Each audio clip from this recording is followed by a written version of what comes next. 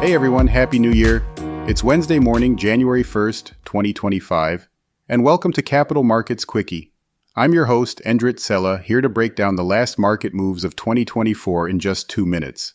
The stock market out here in Germany and most of Europe was closed yesterday, but it was a normal trading day in America, so let's get started. Before we dive in, a quick note, today's episode is sponsored by AMF Capital Asset Management Frankfurt.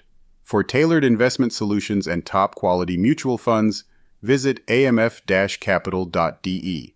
So, the stock market wrapped up 2024 on a bit of a down note. The Standard & Poor's 500 slipped 0.4%. The Dow barely moved but finished just below the flatline, and the Nasdaq led the losses with a 0.9% drop. Not exactly the grand finale we hoped for, but let's not forget the bigger picture. 2024 was nothing short of stellar for investors. The Standard & Poor's 500 climbed 23% for the year, nearly matching its 2023 performance.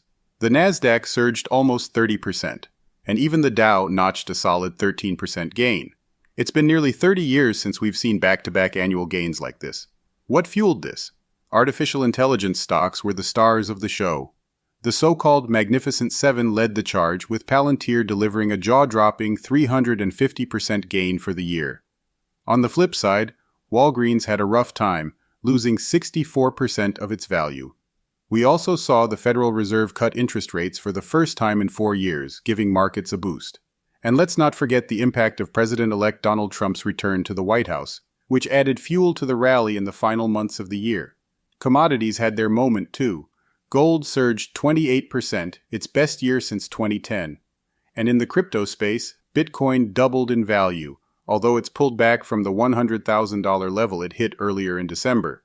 Looking ahead, the market momentum has paused a bit in the last week. No typical Santa Claus rally this year. But with 2025 just beginning, there's a lot to be optimistic about. And hey, if you want to dive deeper into all the numbers and performance for 2024, be sure to check out my newsletter on LinkedIn, Cela's Weekly Insights, this Sunday and every Sunday. Thank you all for being part of this journey on Capital Markets Quickie. We've got big plans for the podcast this year, and I'm so excited to share it all with you. Here's to good health, great opportunities, and plenty of market wins in 2025. Catch you Friday morning with a brand new episode since the markets are closed today. Cheerio.